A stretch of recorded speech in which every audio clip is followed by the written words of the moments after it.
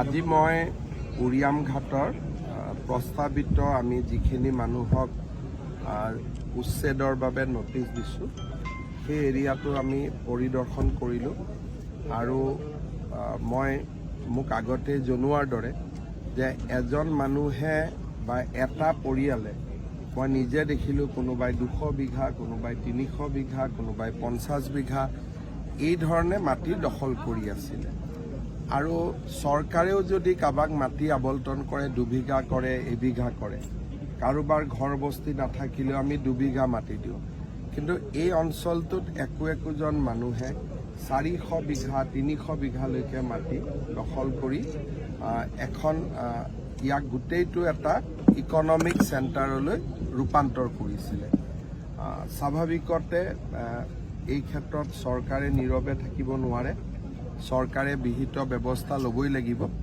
আৰু আমি ৰাইজকো বিচাৰিম যে আপোনালোকেও সহযোগিতা কৰক আৰু সকলোৰে সহযোগিতাৰ মাজেৰে আমি অঞ্চলটোক ৰক্ষা কৰাৰ ব্যৱস্থা ল'ব লাগে মই উচ্ছেদলৈকে যাব খোজা নাই কাৰণ মানুহখিনিয়ে সহযোগিতাও কৰিছে সকলোৰে নিজৰ ঘৰ মাটি বিভিন্ন জেগাত আছেই আৰু যিখন মই লিষ্ট দেখা পাইছোঁ ইয়াতে এই অঞ্চলত মানুহ অকল যে অসমৰ পৰা আহিছিল এনেকুৱা নহয় মোৰ হাতত যিখন মই সৰুকৈ যিখন লিষ্ট মোৰ তাত আছিলে ইয়াতে কাছাৰ জিলাৰ পৰা মানুহ আহিছিলে শ্ৰীভূমি জিলাৰ পৰা মানুহ আহিছিলে ধুবুৰীৰ পৰা মানুহ আহিছিলে বৰপেটাৰ পৰা মানুহ আহিছিলে হোজাইৰ পৰা নগাঁৱৰ পৰা মৰিগাঁৱৰ পৰা আনকি বিহাৰৰ পৰাও ইয়াতে মানুহ আহিয়ে ইয়াত বসতি স্থান কৰা বুলি কৈছে আৰু এই মানুহখিনিও কোন অঞ্চলৰ পৰা আচলতে আহিছে যদি কৈছে বিহাৰৰ পৰা আহিছোঁ বিহাৰৰ পৰা আহিব পাৰে সীমান্তৰ সিপাৰৰ পৰাও আহিব পাৰে গতিকে আমি মানুহখিনিৰ নাম এড্ৰেছো ল'ম আৰু সংশ্লিষ্ট জিলাসমূহকো আমি জনাই দিম যদি তাৰ বাসিন্দা হয় আমাৰ ক'বলগীয়া একো নাই কিন্তু বাসিন্দা নহ'লে য'ত ঘূৰি যাব তাৰো উপায়ুক্তই তাৰ ওপৰত অনুসন্ধান কৰিব পাৰিব যদি স্থায়ী বাসিন্দা নহয় যদি স্থায়ী বাসিন্দা হয় আমাৰ ক'বলগীয়া একো কথা নাই নেঘেৰি বিলত নটিচটো আজি গ'ল আজি নটিচ চাৰ্ভ হৈছে নেঘেৰি বিলৰ পৰাও যাব নিজে নিজে উঠি যাব মইতো ভাবোঁ নিজে যাব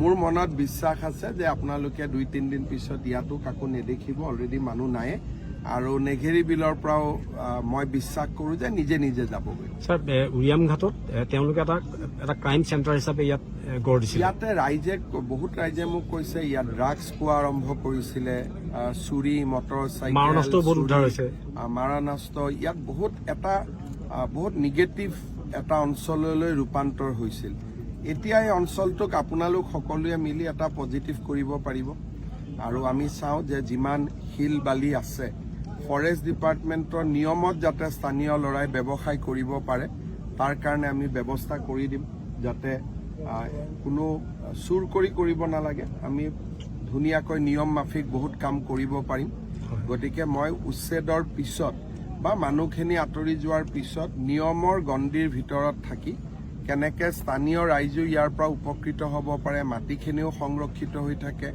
ফৰেষ্ট ডিপাৰ্টমেণ্টেও যাতে প্লেণ্টেশ্যন কৰিব পাৰে গোটেইখিনিৰ ব্যৱস্থা মই কৰি দিম দুই এজনক আমি এৰেষ্টো কৰিছোঁ যোৱাকালিৰ পৰা আৰু এই গোটেই ঘটনাবিলাক আমাৰ বিভাগ বিশেষকৈ DC আৰু SP লাহে লাহে চাই থাকিব কিন্তু বৰ্তমান আমাৰ প্ৰায়ৰিটি আছে জায়গাটো যাতে খালী হৈ যায়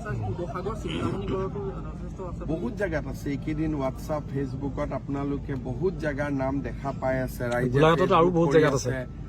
ৰাইজে হোৱাটছআপ কৰি আছে মই খালি এটাই আবেদন জনাম যে আমাৰ ইমান দল সংগঠন আৰু আমাৰ নামঘৰ অনুষ্ঠান ইমান আছে সকলোৱে এটা কথা লক্ষ্য ৰাখিব লাগে যে প্ৰথম 2 ঘৰ আহে তাৰপিছত 10 ঘৰ হয় 2 ঘৰ আহোঁতে স্থানীয় ৰাইজে বাধা দিব লাগে আজি ধৰক মই এতিয়া যিমান ডাঙৰ লিষ্ট পাইছোঁ যে মই গোটেই জীৱনটো মুখ্যমন্ত্ৰী হৈ থাকিলেও ইমান খালী কৰিব পাৰিম নে নাই মোৰ ডাউট হৈ গৈছে কাৰণ ময়ো নাজানিছিলোঁ যে অসমত ইমান মাটি বেদখল হৈ আছে এতিয়া ফেচবুক খুলিলেই মামা আমাৰ ইয়াতো আছে মুখ্যমন্ত্ৰী মহোদয় আমাৰ ইয়াতো আছে কালি মাৰ্ঘেৰিটাৰ MLA কৈছে যে মাৰ্ঘেৰিটাত বহুত মানুহ সোমাই গৈছে।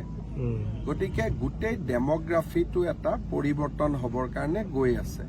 ঠিক আছে, যিখিনি সোমালে তাক চৰকাৰে ব্যৱস্থা ল'ব, আৰু যাতে নতুন মানুহ কোনো জেগাত সোমাব নোৱাৰে তাৰ কাৰণে স্থানীয় ৰাইজ সচেতন হ'ব লাগিব। মইতো আজি আছো, কালি নাই। গতিকে ৰাইজে এইটো দায়িত্ব পালন কৰিব লাগিব যে নতুন যদি কোনোবা মানুহ সোমায়। স্যাৰ নগাঁৱৰ সামগ্ৰীৰ পৰা বহুত মানুহ আহিছে, বিভিন্ন টাইপৰ আহিছে। নগাঁও সামগ্ৰী বেদখলৰ আমি বাতৰি কৰিছে এইকেইদিন, সামগ্ৰী সত্ৰ মাটি বহু বেদখল হৈ আছে।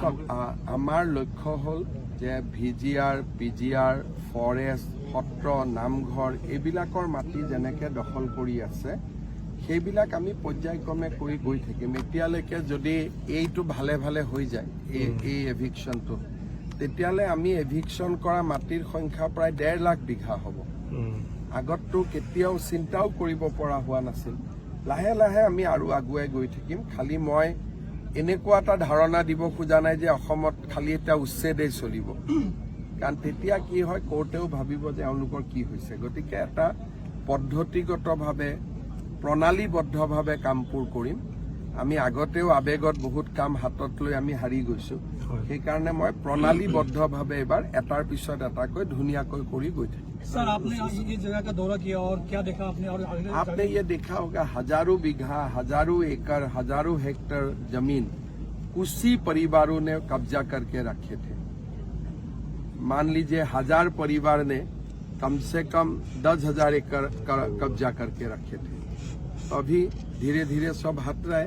मेरा लगता है कि अगले 3 दिन में सब खाली हो कहाँ से जाएगा। आए ये लोग आपको? ये लोग बिहार से आए, कोई बोले मैं बंगाल से आए, कोई बोले धुबरी से आए, लेकिन कहाँ से आए वो तो पता चलेगा जब इंक्वायरी किया जाएगा।